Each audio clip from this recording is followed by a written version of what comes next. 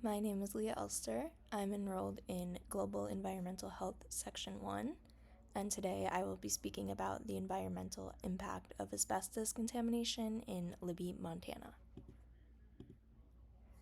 This presentation will provide an in-depth look at the history and consequences of asbestos contamination in Libby, Montana. We'll begin by tracing the origins of asbestos mining in Libby and how it evolved over time, ultimately leading to widespread environmental contamination. This historical perspective will set the stage for understanding the long-term health consequences experienced by Libby residents and those in surrounding communities, as asbestos exposure has been linked to serious illnesses such as asbestosis, lung cancer, and mesothelioma. We'll also explore the broader environmental and public health impacts, both within Libby and in other regions where vermiculite ore from Libby was processed. These impacts extend beyond the immediate community and reflect the pervasive nature of the contamination. Our discussion will include an examination of the EPA and other organizations' attempts to clean up Libby and mitigate the damage. We'll also review the current status of the Libby Superfund site, showcasing how progress has been made while underscoring the challenges that remain. Here's a table of contents. I'll begin by providing an introduction to Libby, Montana and the contamination. Then I will discuss the health impacts on communities, the cleanup efforts and current status, key takeaways, and references.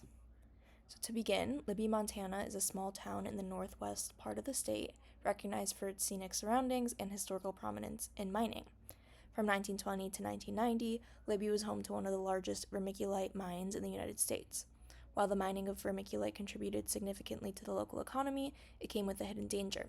The ore contained a toxic form of asbestos.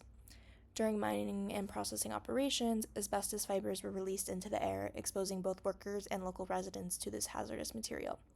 Prolonged exposure had devastating health consequences, leading to severe diseases such as asbestosis and mesothelioma. The contamination also spread beyond the mines, affecting homes, schools, and the surrounding environment. The widespread impact led to the EPA designating Libby as a Superfund site in 2002. The map displayed here on the right highlights Libby and the areas most affected by the contamination, providing visual context for understanding the scale of the problem.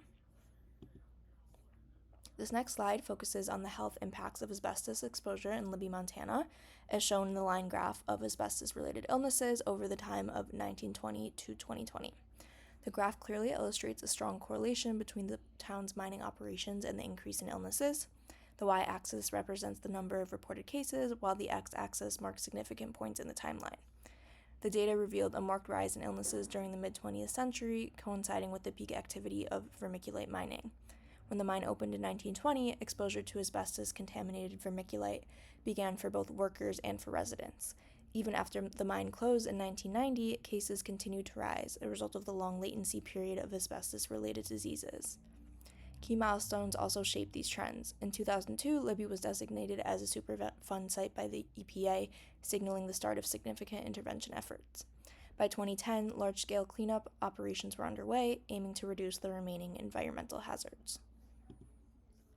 This next slide dives even deeper into the health impacts of asbestos exposure on the community, focusing on key findings and insights from mortality data. This bar graph highlights how observed cases of non-malignant respiratory diseases, COPD, asbestosis, and mesothelioma compared to expected values. The most striking finding is the dramatic increase in asbestosis cases. The standardized mortality ratio exceeds 102, showing a disproportionately high impact directly linked to asbestos exposure. While mesothelioma cases are fewer in number, their observed rate is nearly 3 times higher than expected, underscoring the severe carcinogenic potential of asbestos. Overall, this graph underscores the stark health disparities resulting from asbestos contamination in Libby. It serves as a compelling reminder of the need for continued public health intervention to address the lasting impacts of this crisis. This pie chart here explores the broader health and environmental impacts of asbestos contamination beyond Libby, Montana, focusing on the geographical distribution of vermiculite ore across 5 key locations.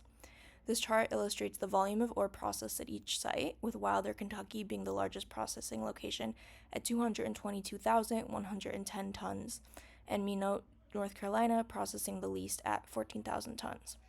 This distribution underscores the far-reaching impact of Libby's asbestos contamination, which extended well beyond the local community. The health risks posed by this contamination required extensive cleanup efforts in each of these locations, targeting residential properties, schools, parks, and businesses. Areas like Wilder and Newcastle, which process higher volumes, face greater contamination risk, necessitating more intensive remediation measures. In this table here, we delve into the progress of cleanup efforts across the 8 operable units, or OUs, within the Libby Superfund site. Operable units are subdivisions of a larger environmental cleanup effort designated to streamline the management of complex contamination cases. In Libby, these units represent distinct areas impacted by asbestos contamination, ranging from residential neighborhoods to industrial zones.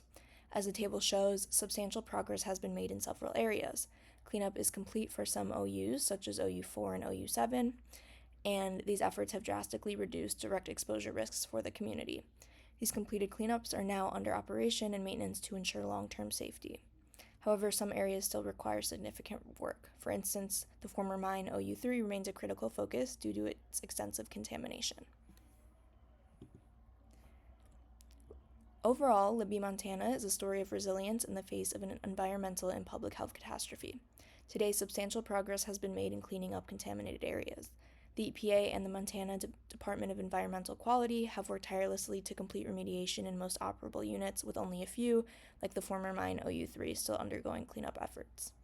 Ultimately, the Libby asbestos disaster serves as a stark warning about the need for vigilant environmental oversight and public health preparedness to mitigate future industrial disasters.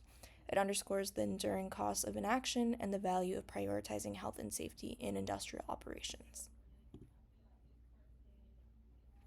Thank you. Here are my references. Have a great day.